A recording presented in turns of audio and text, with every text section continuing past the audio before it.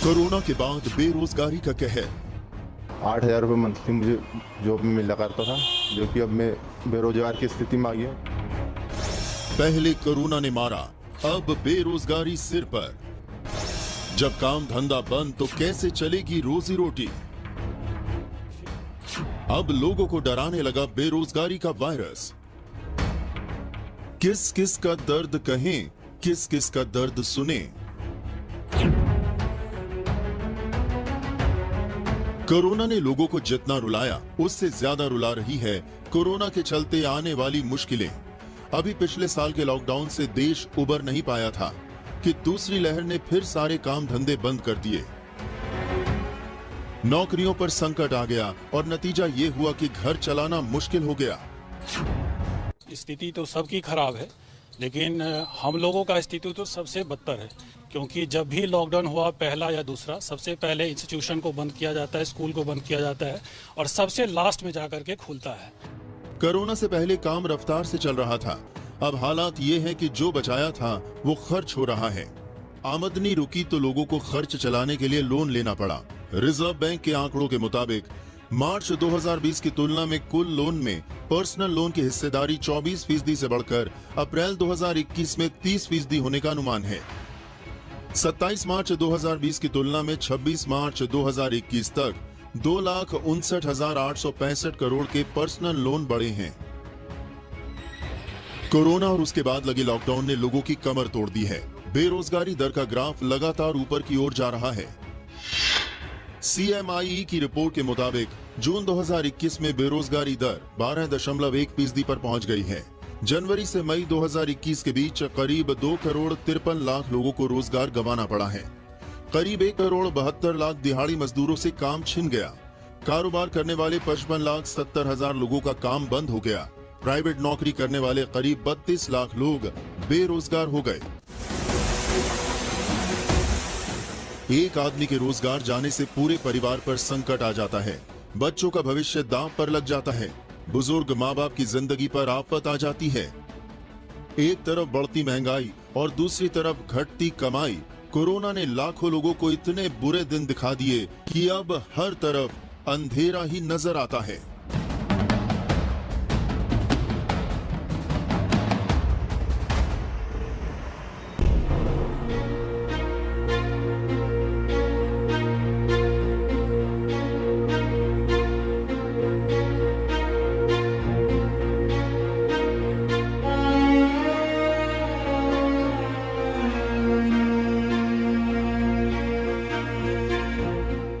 किसी ने कहा था कि एक भारत में दो भारत बसते हैं, एक गरीबों का भारत और दूसरा अमीरों का। एक तरफ रोजी रोटी के लिए संघर्ष है, एक एक नौकरी के लिए मार है, तो दूसरी तरफ वो लोग हैं जिनकी आमदनी लगातार बढ़ती जा रही है। शायद कोरोना भी इस फर्क को पहचानता है, तभी तो जिस वक्त में मिडिल क्लास घर चलाने के लिए संघर्ष कर रहा है, छोटे कारोबारी अपना धंधा बचाने की जद्दोजहद कर रहे हैं, मजदूर मजदूरी तलाश रहा है, कमाई या तो है नहीं या आधी हो गई है, उसी वक्त में कुछ उद्योगपतियों की कमाई इतनी ज्यादा हो रही है जो सामान्य वक्त में भी नहीं थी। देश के जाने माने उद्योगपति गौतम अडानी की आमदनी जुलाई 2020 में 1,40,200 करोड़ थी। 3 जून 2021 को ये कमाई बढ़कर 5,49,926 करोड़ पर पहुंच गई, यानी करीब 4 गुना। देश के सबसे बड़े उद्योगपति मुकेश अंबानी की आमदनी जुलाई 2020 में 6,10,700 करोड़ थी।